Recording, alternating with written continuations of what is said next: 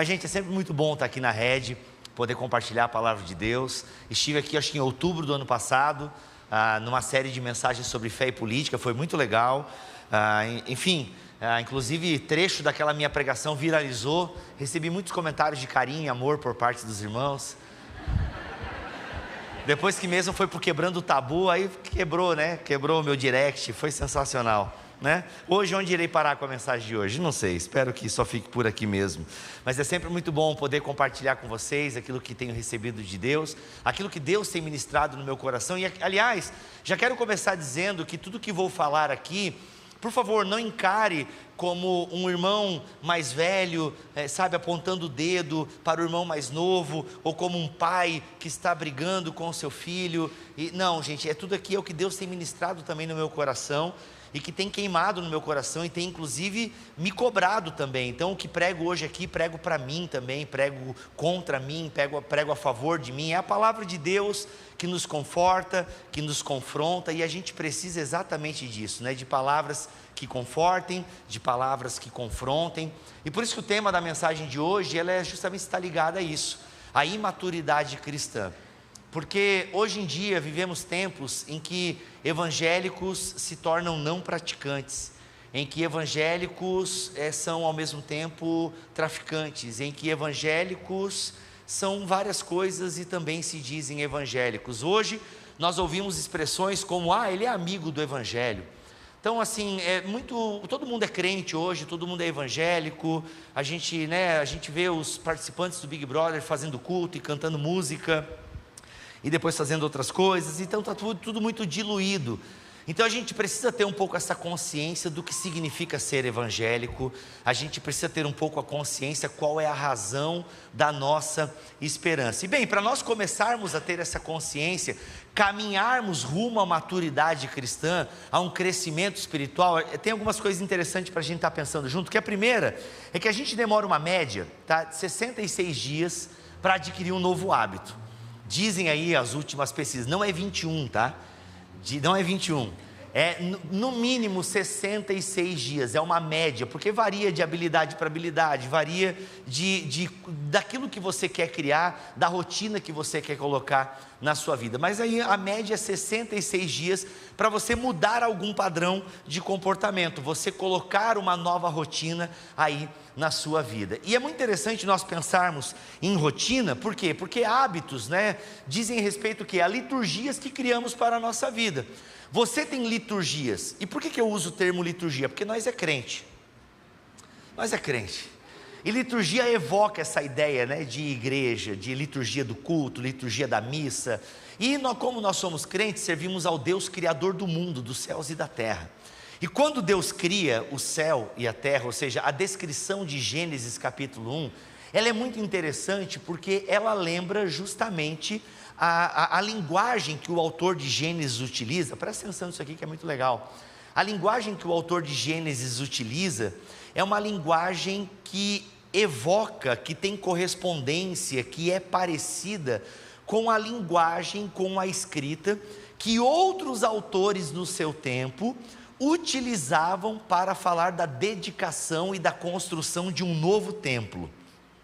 Ou seja, quando alguém ia escrever sobre uma história de um novo templo para uma divindade, a forma com que aquilo era escrito remete a Gênesis 1. O autor de Gênesis 1, ele escreveu o relato da criação do mundo inspirado nesses relatos de criação de novos templos. E por que ele faz isso? A mensagem que ele quer carregar ao nos apresentar o relato da criação é mostrar que o nosso Deus é criador, que o nosso Deus cria com ordem e que Ele criou um templo para si. E que templo que é esse? É o mundo. Quem são os sacerdotes e sacerdotisas nesse templo que Ele criou? O ser humano criado à sua imagem e semelhança. Então aqui fica a primeira mensagem motivacional, já que eu só trago mensagem desmotivacional, uma mensagem motivacional. Se um dia você pensar que não tem sentido na vida, saiba que você foi criado por Deus para ser um sacerdote, uma sacerdotisa no mundo que Ele criou. Então sim, tem algo para você fazer nesse mundão de Deus aí. tá bom? Tem algo, porque você foi criado para isso. Você foi criado para adorar. Por isso que é muito legal nós pensarmos em hábitos como liturgias. Liturgias do ordinário, como escreve a Tish Warren, liturgias do cotidiano, ou seja, a minha vida, a minha liturgia diária aponta para onde? Aquilo que pratico de segunda a segunda aponta para onde? A minha liturgia ordinária só aponta para Deus no domingo? Ou no sábado dos jovens e adolescentes? A minha liturgia ordinária, ela aponta para onde? Ela precisa apontar para o Deus que eu sirvo, para o Deus que me criou. Então é muito legal nós pensarmos isso. Então, porque hábitos, né? Ou seja, a gente vive cercado de cultura, que formam os nossos hábitos, que formam as nossas liturgias. Nós temos muitas liturgias concorrentes com a liturgia que o Deus coloca para o seu povo. Temos muitas liturgias concorrentes, ou seja, a todo momento a cultura ao nosso redor está cultivando algo em nós. E se tem algo que a cultura do nosso tempo quer cultivar no nosso coração, quer inculcar na nossa mente e no nosso coração, é nós guardarmos tesouros aqui nessa terra. E Jesus já nos alertou: olha, não guardem tesouro aqui nessa terra, onde 2 caras de moto podem tirar e te roubar. Se bem que aqui não faz muito sentido, parece que não tem assalto nessa cidade, né? Mas se você vê 2 caras de moto de noite, fica com medo, tá? Que pode ser um assalto, ou pode ser só 2 amigos indo para algum lugar, mas, né? Ou seja, o que Jesus está dizendo? Olha, façam tesouros eternos, tenha a sua mente e o seu coração em frutos para a eternidade, pois como disse Maximus, o que fazemos aqui ecoa na eternidade. Aprendi em Gladiador, tá? Então o que acontece? Isso é uma verdade bíblica. Nós fomos criados já com a eternidade no nosso meio. Jesus Cristo está entre nós, Ele é a eternidade em nós. A eternidade agora toca aqui. Para trazer uma referência gospel, Projeto Sola. A eternidade agora toca aqui, ou seja, a gente vive já com ares de novos céus e nova terra. Por isso que nós temos muitas culturas que cultivam coisas contrárias a Deus em nós, que é um mundo caído, um mundo que jaz no maligno. Esse mundo que é permeado pelo espírito do anticristo. Nós que somos filhos de Adão, filhos de Eva, não estamos em Nárnia, mas somos filhos de Adão e filhos de Eva. Nós naturalmente somos inclinados a fazer o que Deus não gosta. A nossa liturgia ordinária vai caminhar para longe de Deus, que é como Adão e Eva fizeram. Ah, Deus falou ali, vamos para lá. Vamos dar atenção para uma serpente. Por quê? Porque naturalmente nós não queremos o que Deus ensina. Mas Provérbios capítulo 4, ele vai nos dizer, vai nos alertar: olha, acima de todas as coisas, guarde o seu coração, pois ele dirige o rumo da sua vida, ou como diz uma outra tradução, pois dele vem a forma de você pensar, dele procedem as saídas da vida, como diz a velha Almeida. A sua forma de pensar, a sua forma de ver o mundo, a sua forma de enxergar o mundo. Oi, vocês estão aí? A forma de você enxergar o mundo, a sua cosmovisão, ela é bíblica ou ela é mundana, ela é espiritual ou ela é carnal, ela é madura ou ela é imatura. Oi? Então, guarda o teu coração. Coração é uma palavra bíblica para quê? Para pensamento, para o eu interior, para o coração, para os sentimentos. É legal que a palavra coração na Bíblia, ela evoca justamente essa ideia de coração, sabe, sentimento, emoção, razão, pensamento. A palavra coração na Bíblia engloba tudo isso, o meu eu interior. Por isso eu devo amar a Deus de toda a minha mente, força e coração, ou seja, com tudo que eu sou. Porque quando eu guardo o meu coração com a sabedoria que vem do alto, Provérbios capítulo 4, todo o seu contexto aponta para isso, busca a sabedoria.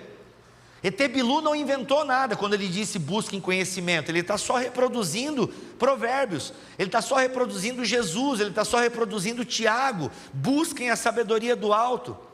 Porque quando eu guardo o meu coração com as coisas do alto, produzo tesouros para a eternidade. Como é que é produzir tesouros para a eternidade, Bibo? É viver diante de Deus e dos irmãos, do temor do Senhor. É viver produzindo frutos que vão gerar impactos na eternidade. É viver uma vida que abençoa, e não só suga, mas uma vida que abençoa. Uma vida que ajuda outro a se parecer mais com Jesus. E aqui parafraseando C.S. Lewis: se não investirmos tempo construindo coisas eternas, corremos o risco de sermos eternamente fúteis. E aqui, queridos, eu não estou colocando a salvação de ninguém em xeque. Não é sobre ir para o céu ou ir para o inferno, ou sumir da existência, como alguns acreditam. Não é sobre isso, sobre céu ou inferno. É sobre a sua vida, sobre a minha vida aqui na terra, diante de Deus, do templo que Deus criou para que eu e você o exaltássemos e o adorássemos nesse solo sagrado que se chama vida. É nesse solo sagrado chamado vida que nós somos convidados a produzirmos tesouros para a eternidade. Mas a cultura desse mundo, a liturgia desse mundo vai fazer eu me apegar às coisas daqui, às ideologias daqui, aos prazeres daqui, aos domínios daqui, ao poder daqui. A cultura do reino, que é o que Jesus veio ensinar, vai me apontar para fora de mim, vai me apontar para o reino de Deus, vai me apontar para a bacia, vai me apontar para a toalha. E se você não entendeu a referência da bacia e da toalha, sinta-se mal nesse momento em nome de Jesus. Anota aí João 13, para ver depois em casa. Porque olha, gente, como os ensinamentos são importantes.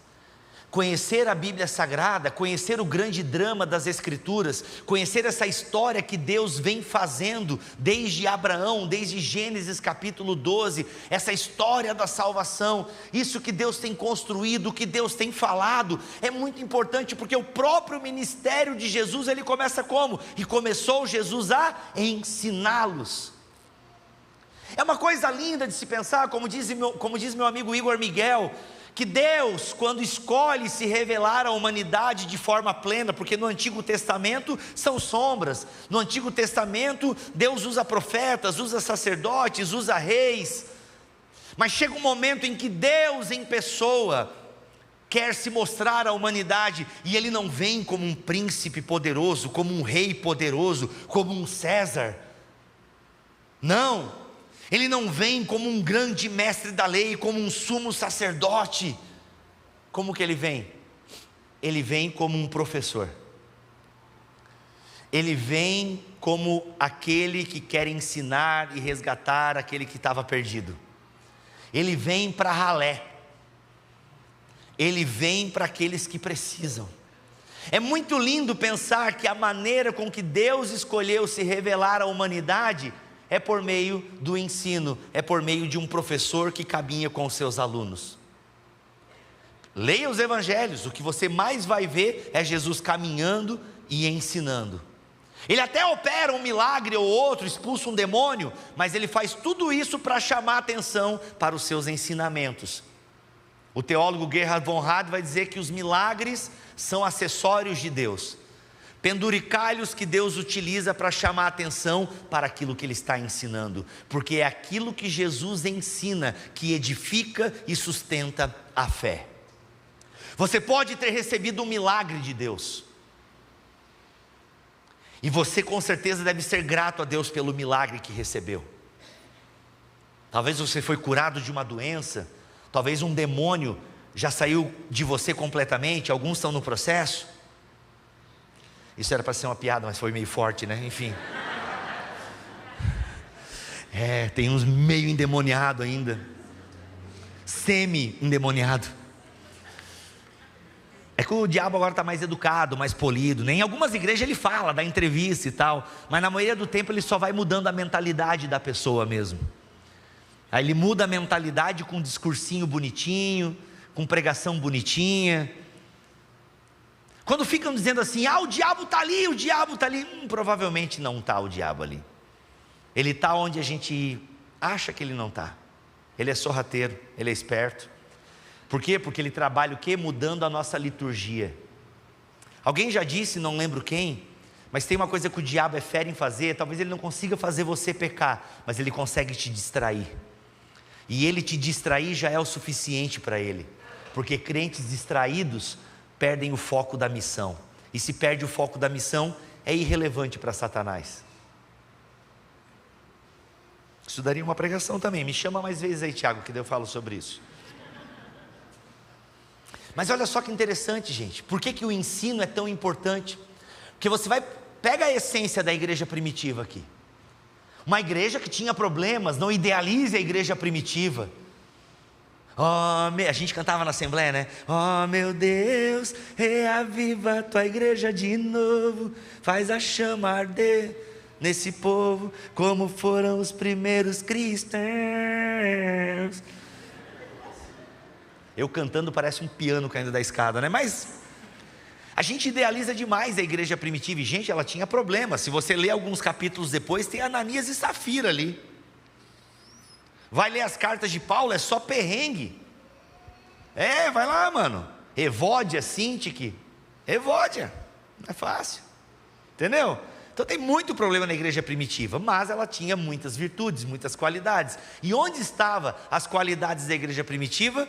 Estava o quê? Em perseverar. Eles se dedicavam de coração ao quê? Ao ensinamento dos apóstolos. A primeira característica que Lucas coloca da igreja primitiva é que eles se dedicavam de coração ao ensino dos apóstolos. Temos a comunhão, temos o partir do pão, temos a oração, coisas maravilhosas, são o DNA de qualquer igreja bíblica, é Atos 2,42. Mas olha que interessante, eles eram uma igreja que se dedicavam de coração ao ensino dos apóstolos. E não é problema uma igreja crescer. Aliás, glória a Deus, a rede tem crescido. Vocês vão para um lugar agora que vai ter ar-condicionado, ajuda, se você não fez a contribuição ainda ajuda, porque eu estou morrendo de calor aqui. Tá? Chove, a galera fica na chuva, pega respingo. Não, então ajuda, tá? Não adianta só querer lugar lá, faz o Pix aí depois, tá bom? Então o que acontece? A gente vai para um lugar maravilhoso e a rede vai crescer. Gente, escuta o que eu estou dizendo, a rede já está grande já, a galera nem dá conta já de atender vocês, e vai crescer mais. Vocês vão alargar as tendas, para usar uma linguagem bem neopentecostal, vocês vão alargar as tendas e vai vir mais gente, e já está vindo um monte de gente para cá, e não é um problema crescer. Coisa ruim também cresce, mas coisa boa também cresce. E a rede é uma coisa boa aqui em Indaiatuba. Eu quase vim morar para cá, mas eu amo Joinville e a minha sogra ainda está viva. Então, não, mas isso, gente, isso é um elogio, é que a minha sogra é tão legal que eu não quero privar a minha filha e o meu filho da companhia da minha sogra, seus maldosos. Rapaz, eu amo a minha sogra. Eu passei 80 dias da minha vida morando na minha sogra. Quando nasceu meus 2 filhos, foi 40 dias com a Milena lá na minha sogra, 40, não, aí foi 30 com o Caléu, que daí é o segundo filho, a gente já está mais treinado e tal. Eu amo a minha sogra. Eu ia para Recife primeiro, depois eu quis vir para Indaiatuba, mas cara, eu olho lá a minha sogra com os meus filhos, a minha filha com os priminhos. É legal essa coisa de família assim. Só porque eu não tive, eu não vou privar a minha filha. Então quando a minha sogra morrer, talvez eu ia para Indaiatuba, tá? Mas deixa eu voltar a falar sério aqui, porque eu quero mesmo vir para Indaiatuba, eu acho legal aqui. Mas o que acontece? E eu amo a Red, amo o Thiago, os meninos, enfim. O que acontece? Crescer é legal, e vocês vão crescer como já estão crescendo. E por que crescer não é um problema? Porque a igreja primitiva aqui em Atos, a igreja de Jerusalém, cresceu. E percebam que Lucas ainda fala números. Primeiro foi 2.000, depois 4.000, e não parava de crescer. Os primeiros 13 capítulos de Atos dos Apóstolos falam de uma igreja que está crescendo. Grande coisa virar o rosto, né? Vocês ouviram tudo. Alguém traz uma água para mim, por gentileza? Eu deixei ali no backstage. É a terceira pregação da noite. E sempre muito empolgado. Agora eu estou mais calmo, né?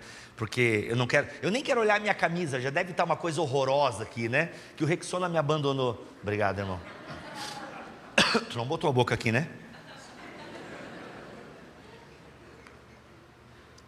Presta atenção aqui. Crescer não é um problema. Só é um problema quando eu perco do horizonte o ensino dos apóstolos.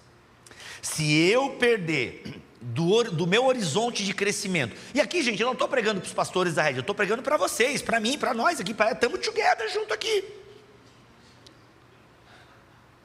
Tá criticando meu inglês? Together, tá lindo. Tamo together, sensacional. tá? O que acontece?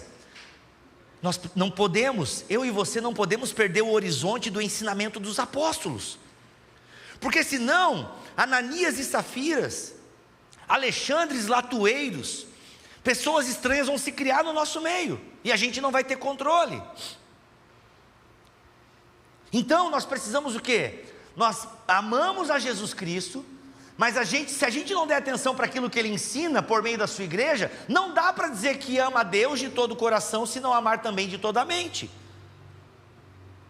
O grande mandamento é amar a Deus acima de todas as coisas, o próximo como a ti mesmo.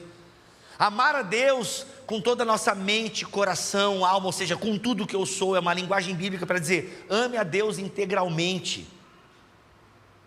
Não dá para dizer que ama Jesus se a gente não dá atenção para aquilo que Ele ensina por meio da igreja, e é por meio da igreja que Ele ensina. A gente cantou por muito tempo, né? Entra na minha casa, entra na minha vida, mexe com minha estrutura. Esqueci o resto, graças a Deus. Então assim, a gente cantou essa música e a gente achava que tipo, Jesus ia entrar em nós e de uma forma, sei lá, tipo The Chosen, Jesus entrando na porta, não sei. E não, como é que Jesus entra na sua casa, na sua vida? Por meio daquilo que Ele ensina através da igreja. E quem é a igreja? É o Tiago Mates? É o Cata com aquela meia ridícula rosa com tênis laranja? Não! É por meio deles também, por meio de mim, por meio de vocês. É assim que Deus entra na nossa vida, por meio daquilo que Ele vai nos ensinando, porque aquilo que Ele nos ensina corrige as rotas erradas do nosso coração. Porque a minha liturgia natural é uma rota sem Deus. E é por isso que eu preciso prestar atenção no que Jesus ensina. Eu devo almejar, eu devo querer, desejar, como um bebê recém-nascido deseja o puro leite espiritual. Eu devo desejar a presença de Deus, eu devo desejar a palavra de Deus. O que Pedro diz aqui na sua primeira carta é algo fantástico, como bebês recém-nascidos desejem intensamente o puro leite espiritual, para que por meio dele cresçam e experimentem plenamente a salvação. Olha que coisa linda, você pode experimentar a salvação.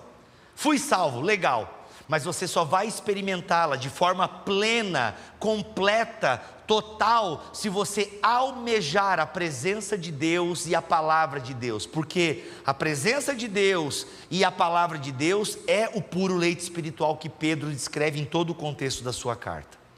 A criança, o instinto da criança leva para aquilo, para o leite materno, e que durante 6 meses é o principal alimento da criança, o leite.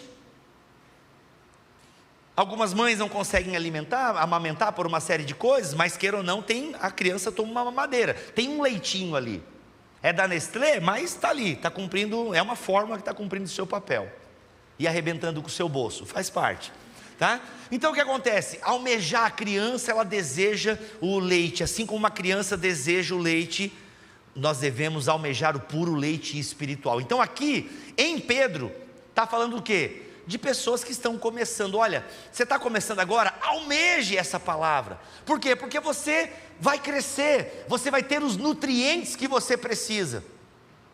Só que é o seguinte, depois de 6 meses, a gente precisa introduzir alimentos sólidos, para você ter um desenvolvimento completo, né, das suas funções cognitivas, biológicas, físicas. Por isso que não dá para ter paladar infantil aí, mano. E fala aqui um cara que tem paladar infantil, seletividade alimentar, frescura alimentar.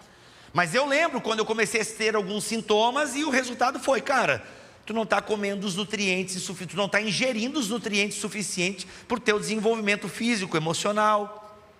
Aí lá vai eu ter que comer brócolis, lá vai eu para a academia. Olhem para essa teta aqui, vai sumir ano que vem. Mas eu odeio tudo isso. Olha o aparelho, crucifixo é o nome. Quem é que gosta daquilo ali, cara? Ficar fazendo isso aqui, nem posso fazer, está doendo a minha panturrilha aqui. Eu mexi músculo que eu nem sabia que eu tinha. Que é isso, irmão? Está entendendo? Mas eu vou fazer o quê? A minha mulher chegou para mim e falou assim: olha, não quero um velho que não consegue nem para a privada sozinho, pode começar a malhar. Minha mulher mandou essa, no amor, no carinho, entendeu? Olha, pelo amor de Deus, seja um velho saudável, que tu já é chato, seja pelo menos saudável. A irmã riu ali, o marido ficou constrangido agora, né?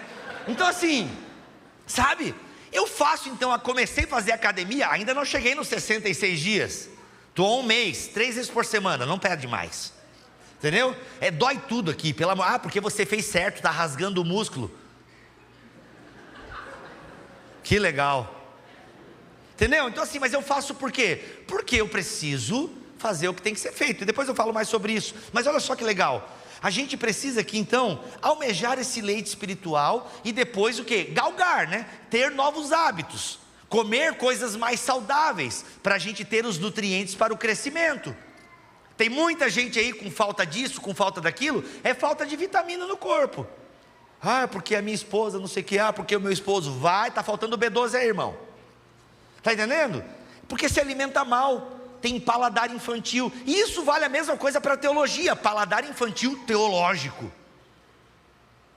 A gente não quer sair do leitinho espiritual porque é confortável, porque alguém nos embala no colo, alguém nos carrega, só que daí a gente não vive plenamente a salvação, porque a gente quer continuar no leitinho. E olha só, em Hebreus capítulo 5, o autor ou a autora, talvez Priscila seja a autora da carta aos Hebreus, vai dizer o seguinte: há muito mais que gostaríamos de dizer. Presta atenção nisso aqui, se você prestar atenção nisso aqui e entender esse texto bíblico, valeu a noite, já tem aí algo para você pensar ao longo da semana, e não sou eu dizendo, é a palavra de Deus, é o Espírito Santo ministrando a sua igreja.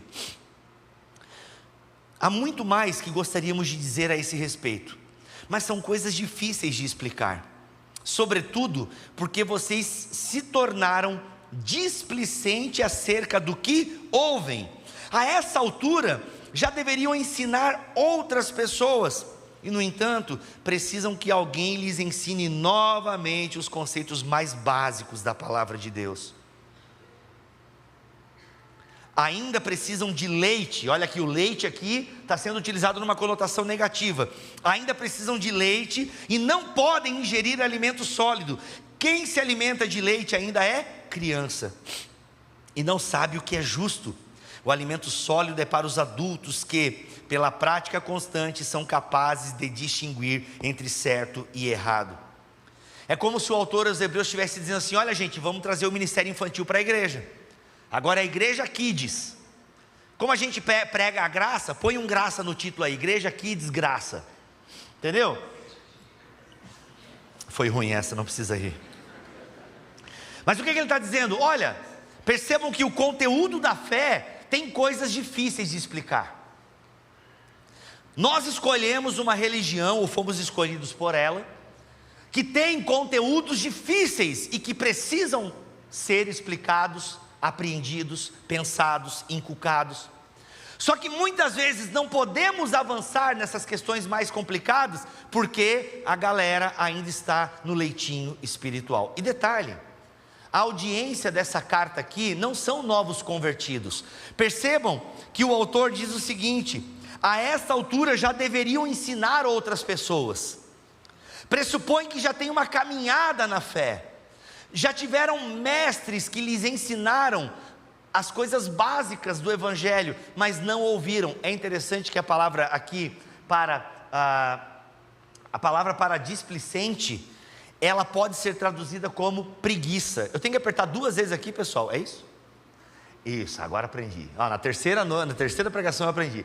A palavra, ela pode ser o quê? Aqui displicentes, se tornaram displicentes. Essa palavra aqui poderia ser traduzida: vocês se tornaram preguiçosos. E o preguiçoso é o quê? Sabe o que tem que fazer, mas não tem vontade. O preguiçoso não tem vontade de fazer aquilo que ele sabe que é o certo a ser feito. E o preguiçoso aqui no contexto hebreu ou seja, como é que você pode ouvir as coisas e não fazer as coisas? Como é que você pode ouvir a palavra de Deus e não aplicar a palavra de Deus? Como é que pode? Como pode vocês aprenderem e já se tornarem tão displicentes ao ponto que a gente tem que toda hora voltar para o básico, porque a gente não consegue avançar, a missão da igreja não avança, e podemos tornar uma grande igreja vazia, porque nós não conseguimos avançar, porque vocês estão no elemento básico, se tornaram preguiçosos, e não ensinam outras pessoas. Olha a importância da comunidade, onde um ensina o outro, uma comunidade pedagógica, onde um está ensinando o outro, não é o obreiro ensinando alguém, o pastor, a pastora, o líder, não, ele está falando para os leitores, para as leitoras da sua carta. A essa altura, vocês já deveriam estar ensinando outras pessoas, mas vocês se tornaram preguiçosos, vocês ainda estão no leitinho espiritual. E olha aqui que interessante, olha a liturgia. Nós só vamos criar o quê? Uma prática constante, uma liturgia que aponta para o Criador, se a gente colocar isso no nosso currículo, anotar isso, se a gente realmente, de forma intencional, quiser crescer na graça e no conhecimento do Senhor Jesus, porque voluntariamente não vai acontecer. Tem um amigo que vive me mandando mensagens sobre Apocalipse, e o sinal da besta, e a marca da besta, né? E o chip na vacina, e a guerra na Rússia, e não sei o que, e agora o terremoto na Turquia. Eu falei, mano, pelo amor de Deus, tu está tão preocupado com o sinal da besta que, enfim, eu não completei a frase para ver se ele entendia, né, o recado, mas assim, tu tá, cara, para de ser um caça-sinal da segunda vinda de Jesus, e começa a apontar para a primeira. Para de ser um caçador de sinais da segunda vinda de Jesus, e seja um sinal da primeira vinda. Aponte para a vinda do reino de Deus, aponte para a chegada do Messias, aponte para o professor da nossa vida, aponte para Jesus. Para de se preocupar com o Apocalipse, deixa para Deus, e lá diz que a gente ganhou. Bíblia, tu é contra ficar estudando escatologia? Não, não sou contra. Eu só acho que tem muita gente que esquece o sermão do monte e já vai direto para os selos, taças e cartas, trombetas, sinal da besta, a grande isso, o grande aquilo. Ele pula o sermão do monte, que joga na cara dele que ele é um miserável pecador e ele não dá conta de ser um sinal do reino de Deus, para ficar em teorias, especulando, gerando mais calor do que luz. Eu só acho que o crente deve estudar escatologia depois que ele inculcar o sermão do monte. E se você nem sabe onde está o sermão do monte, eu queria que você se sentisse mal mais uma vez aqui agora, porque a gente está falando simplesmente do miolo do ensinamento de Jesus. Mas não, eu quero saber quem é Gog e Magog. Eu quero saber porque esse terremoto na Turquia e não sei o que, olha aí, Aí você fica ouvindo o podcast do Flow e do Inteligência Limitada, e tem uns malucos lá falando de Apocalipse, e você acha que aquilo ali é teologia bíblica.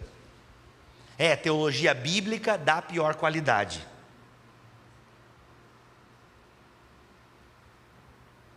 Bíblia, por que tu disse isso? Porque eu quis. E porque eu estudo com mentes que estudam Apocalipse, eu converso com irmãos maduros na fé, que já estudam há anos a apocalíptica judaica, e é outra coisa.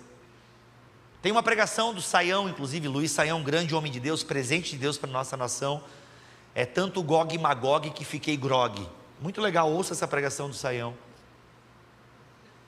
A gente está muito preocupado com teorias e não sei o que. Ei, te preocupe em ser luz do mundo, sal da terra, calma, depois estuda escatologia no Red College e tal, mas primeiro vamos para o básico. Por quê? Porque a gente está tropeçando em pedrinhas, porque está olhando para as coisas lá atrás, e a gente está tropeçando em pedrinhas. A gente está errando nos elementos básicos. Por quê? Porque no fundo não estamos desejando o puro leite espiritual, que consequentemente nos leva para coisas mais sólidas. Não, a gente no fundo tem o quê? Um paladar infantil teológico. A gente está muito preocupado com coisas, quando na verdade...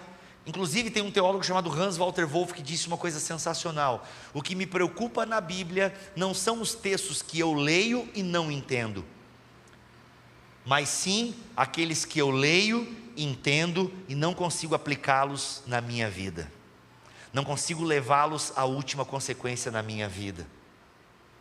Vocês estão entendendo?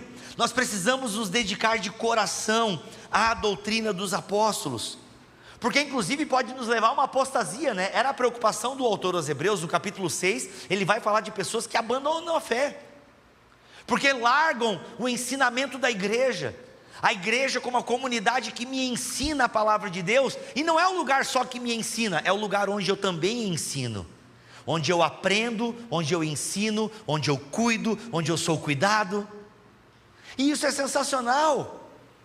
Cada um de nós tem a responsabilidade de ensinar a palavra de Deus.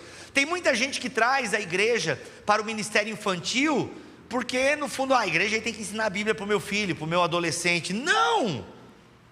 A igreja é um reforço. Gente, pelo amor de Deus, eu sou super a favor do ministério infantil. Lá em Joinville a gente tem o Kinder, afinal é uma cidade de alemão, então é Kinder, não é Kids, é Kinder, que é criança em alemão.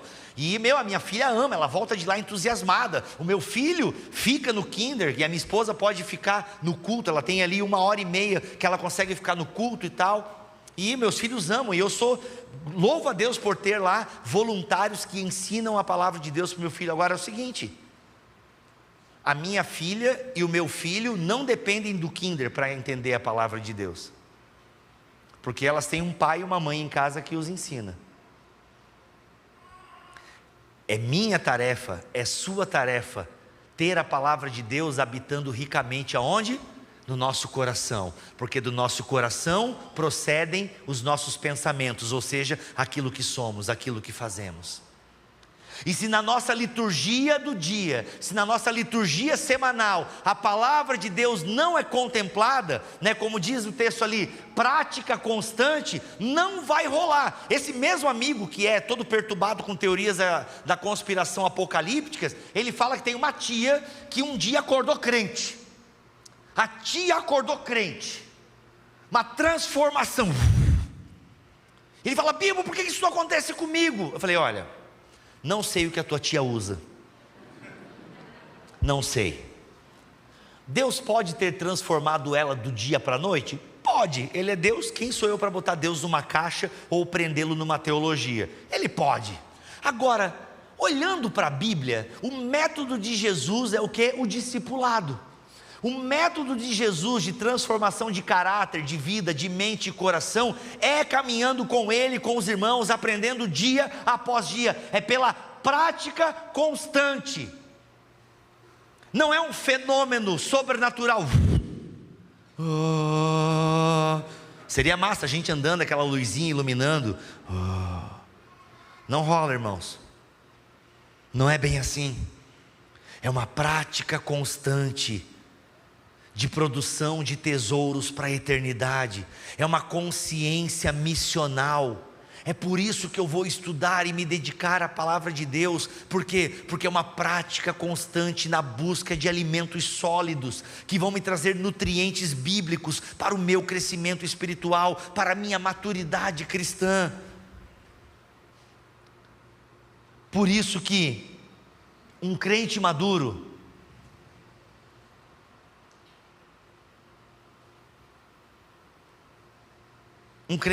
faz o que precisa ser feito, mesmo que sem vontade.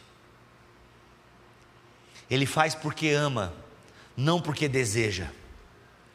Um crente maduro aceita ser mordido, ter pedaços arrancados, porque ele sabe que ele está maduro, e é o que a gente faz com coisa madura. Na verdade, maturidade na Bíblia, a perfeição na Bíblia, que pode ser traduzida por maturidade, essa palavra ela aponta para estar preparado para toda boa obra. A palavra perfeição na Bíblia, que deve ser traduzida por maturidade de forma mais assertiva, quando se diz respeito ao ser humano. Quando é em relação a Deus, aí é teleios, né? Aí Deus é perfeito mesmo, sem mancha, sem mácula. Mas quando diz respeito ao ser humano, não tem como ser perfeito, porque só o Senhor é. Então, em relação ao ser humano, a palavra tem que ser o que? Traduzida como maturidade. E maturidade significa estar pronto para toda boa obra. Inclusive Paulo vai falar aos Efésios no capítulo 2, olha, que ele nos separou para cumprirmos toda boa obra, que ele já inclusive projetou, planejou para nós antes mesmo da fundação do mundo. É por isso que o crente maduro, ele vê a necessidade e ele atende a necessidade. Ele não fica perguntando para Deus, ó Deus, será que eu vi agora o anúncio que precisam de gente lá no Kinder? Poxa, eu sei acender luz, eu sei guardar figurino. Ó Deus, será que é da tua vontade? Essa é uma oração inútil, queridos. Essa é uma oração inútil. Já foi falado na igreja que precisa de gente para ajudar no Kinder. E se você sabe guardar material, se você sabe acender uma luz, se você sabe contar uma história, vai lá. Ou mesmo que você não sabe, vai lá, que você vai aprender com quem sabe. A gente fica fazendo umas orações, ó Deus. Eu recebo umas mensagens do tipo, Bibo, estou numa igreja assim, assim, assada. A pessoa descreve uma igreja tóxica, um líder tóxico. Bibo, será que é da vontade de Deus que eu saia dessa igreja? Eu respondo, não, Deus quer que tu fique aí, seu idiota. É que eu tô no Instagram, é meu, eu sou estúpido mesmo, que a educação vai para terapia.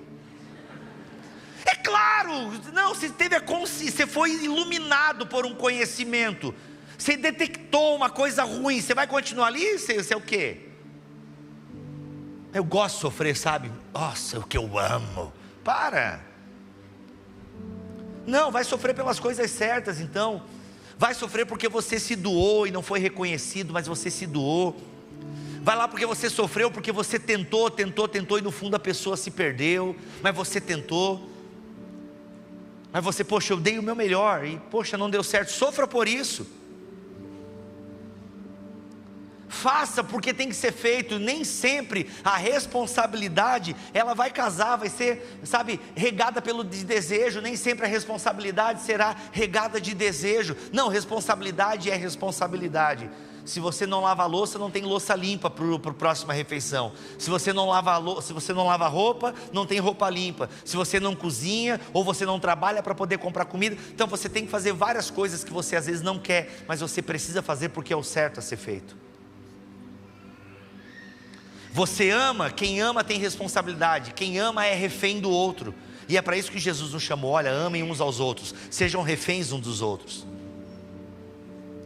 Eu tenho medo de me entregar e ser traído. Então não se entrega, continua na mediocridade, porque quem se entrega pode correr o risco de ser traído, e tudo bem, faz parte da vida em comunhão. Faz parte em viver numa comunidade de pecadores. Alguém pode te trair, alguém pode passar a perna. Às vezes você pode se matar e não ser reconhecido, trabalhar bastante e não ser reconhecido. Mas para quem que você está fazendo? Sabe, maturidade. É claro que a liderança tem que ter maturidade para reconhecer o esforço dos voluntários, show de bola. Mas às vezes passa batido. Bem, fiz para Deus, estou acumulando tesouros na eternidade. Porque também se ficar recebendo muito aplauso aqui, já ganhei meu galardão. Então o crente maduro, ele está lá na frente, ele não está mendigando like e nome citado em painel. O crente maduro, ele está preocupado com a eternidade. O crente maduro, ele deixa de ser carga e começa a ajudar a carregar. O crente maduro começa a ajudar, a somar, ele começa, sabe, a ser solícito. Ele deixa de ser uma sanguessuga e ele começa a também doar sangue, doar a vida ali por aquela igreja, por aquela comunidade local. Ele para de reclamar um pouco e começa a agir. Ele sai da arquibancada, onde ele é um comentarista de culto, onde ele é um comentarista de pregação, onde ele é um analítico, um The Voice do louvor. Tem hora que ele bate e vira cadeira para o louvor, tem hora que ele não vira cadeira. Ele sai da posição de arquibancada e de comentarista de culto, e ele passa a encarar a realidade, o sofrimento, os perrengues. Eu vejo aí os bastidores, galera desesperada, correndo, sumiu aqui, não sei o que. Vocês nem percebem os BO que acontecem aí. E não percebe por quê? Porque tem pessoas exatamente como vocês, que se voluntariaram para que esse culto acontecesse, para que essa luz acendesse, para que isso estivesse aqui. E vocês vão crescer, e essa igreja vai precisar de pessoas maduras, porque senão vai ser uma grande igreja vazia, com um belo painel de LED, som de última geração, e um monte de crente mimado, que não testemunha, que não testifica, e que não conhece nem o básico da palavra de Deus. E aí, ao invés de proclamar a Red como uma casa de adoração, e uma igreja bíblica, porque antes de convidar para vir na Red, você tem que convidar para ir na sua casa. Não terceirize a missão para os pastores, para os obreiros e obreiras dessa casa. A missão é sua. O campo missionário é seu, é meu, é nosso. Repito o que disse no começo e com isso encerro. Por favor, não fique com raiva de mim, sou só o mensageiro. É para nós crescermos juntos. Eu estudo teologia desde os anos 2000, quando o Backstreet Boys lançou o seu CD Millennium. Quem não gosta está errado. I want it. Enfim. Tell me why. Eu estudo teologia desde os anos 2000. Eu não sei um monte de coisa. Hoje nós almoçamos com o Guilherme Nunes. Gente, eu me sinto um bebê, uma criança espiritual do lado do Guilherme Nunes. O cara é um chat GPT ambulante, mano. O cara é uma Wikileaks, não, Wikileaks deve ser, ele vaza umas coisas também, mas ele é uma Wikipédia teológica, ele é sensacional, eu aprendo com ele, eu amo seguir ele, eu amo consumir o conteúdo dele. Mas eu estou aqui também, dando os meus pitacos, lendo, estudando, e detalhe, você não precisa ser um mestre na palavra, não queiram todos de vocês serem mestres, a palavra de Deus já nos orienta, mas o básico precisa ter, você precisa saber explicar o Natal pelo menos. Nossa, sabe, o Natal. Tem crente que não sabe explicar o Natal. O ateu chega lá e fala assim: por que o Deus de vocês teve que se fazer carne aí para salvar? Ele não é todo poderoso, ele não podia falar lá do céu: ei galera, tudo bem, sou Deus, está todo mundo salvo, basta isso e aquilo e tal, crê em mim aí, que é salvo. Por que Deus teve que se tornar um de nós? Ou seja, crente que não sabe explicar a encarnação. Gente, eu estou falando do Natal. Tem que saber explicar o Natal.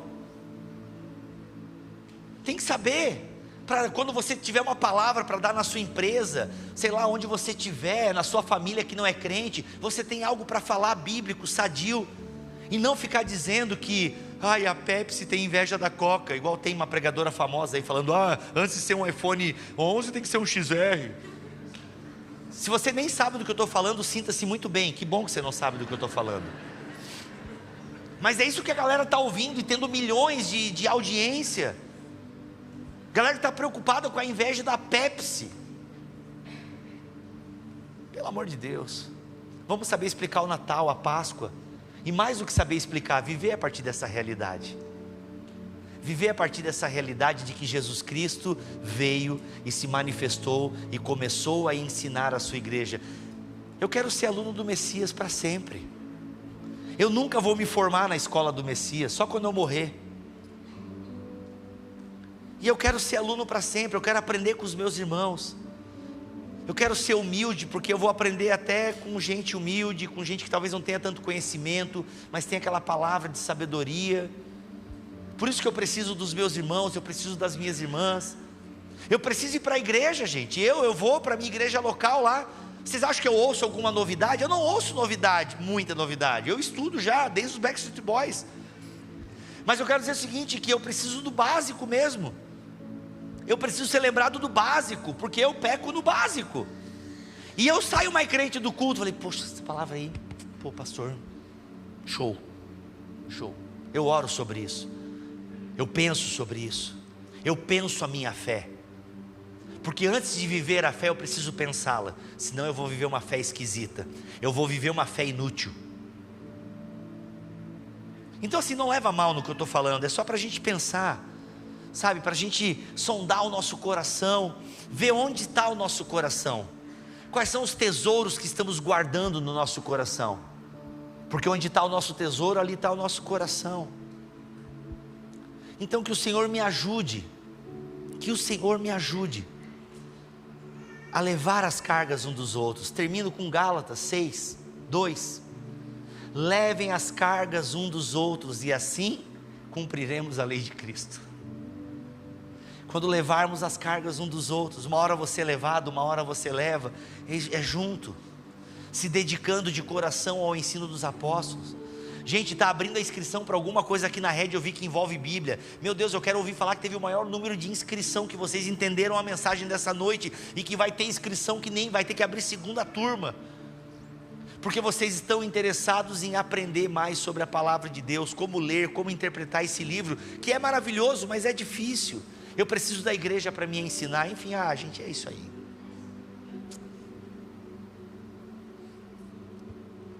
Amém? Sabe que amém significa eu vou dedicar minha vida a isso aí que eu acabei de ouvir. Amém é uma palavra muito séria. Amém é uma palavra litúrgica que indica assim, vou me dedicar a isso daí. Amém? Glória a Deus. Coloque-se de pé, vamos orar.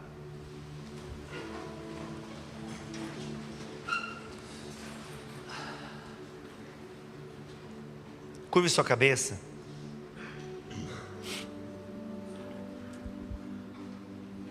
Pai, em nome de Jesus, diante da Tua palavra, Senhor, a Tua palavra que hoje nos confronta, nos pede um desejo, nos pede uma vontade, uma disposição. Espírito Santo, a gente não consegue sem o Senhor. Espírito Santo, se Tu não colocar no nosso coração aquilo que nós precisamos para Te agradar, a gente não vai conseguir. É Tu que realiza em nós o querer e o efetuar, ao mesmo tempo também que Tu pede que a gente desenvolva a nossa salvação com temor e tremor. Às vezes isso parece meio complicado para nós, Pai, porque Tu pede para a gente desenvolver a salvação, para a gente trabalhar a nossa salvação, mas diz também que é Tu que coloca. Então Deus, a gente só diz assim, Pai, a gente está aqui, a gente abre o nosso coração, dá-nos disposição, dá-nos essa vontade de Te conhecer mais e mais por meio da Tua Escritura. Dá-nos fome e sede da Tua palavra. A Tua palavra é a verdade. Senhor, que a gente tenha um olhar mais puro para a Tua palavra, que antes de a gente querer entender mistérios, antes de a gente querer entender coisas difíceis na Bíblia, faz-nos entender e viver, não de maneira displicente, não de maneira preguiçosa, mas faz-nos entender aquilo que é essencial para uma maturidade cristã, para um caminho em excelência em Deus, em Ti. Faz-nos isso, Senhor, faz em nós isso. Começa em nosso coração para que sejamos uma comunidade cada vez mais madura, uma comunidade cada vez mais firmada na Tua palavra, firmada nos Teus ensinamentos. Nós queremos cavar mais fundo, nós queremos firmar a nossa casa espiritual na rocha. E que rocha que é essa? São os Teus ensinamentos. Em nome de Jesus, ajude-nos, ó Pai. Queremos nos comprometer a colocar, Senhor, na nossa liturgia diária, a Tua palavra, a Tua presença. Queremos colocar na nossa liturgia diária práticas constantes de obras que agradam ao Criador. Deus, a gente já Te pede perdão porque a gente vai falhar miseravelmente. A gente vai falar, mas Deus, que cada dia a gente fale menos, que cada dia a gente fale menos, e que não venha soberba, Senhor, porque a gente não passa de servo inútil, a gente só está fazendo aquilo que temos que fazer. E que não deixe soberba vir no nosso coração porque aprendemos algo, não, mas que venha uma alegria que inunde o nosso coração e nos dê assim um prazer de querer ensinar aquilo, não para orgulho, mas para que o outro se encha de Ti, para que o outro aprenda de Ti. Então Deus, que sejamos uma comunidade terapêutica, uma comunidade que acolhe, uma comunidade que ensina, para que o Teu nome seja conhecido e glorificado nessa cidade. Em nome de Jesus Cristo. Amém.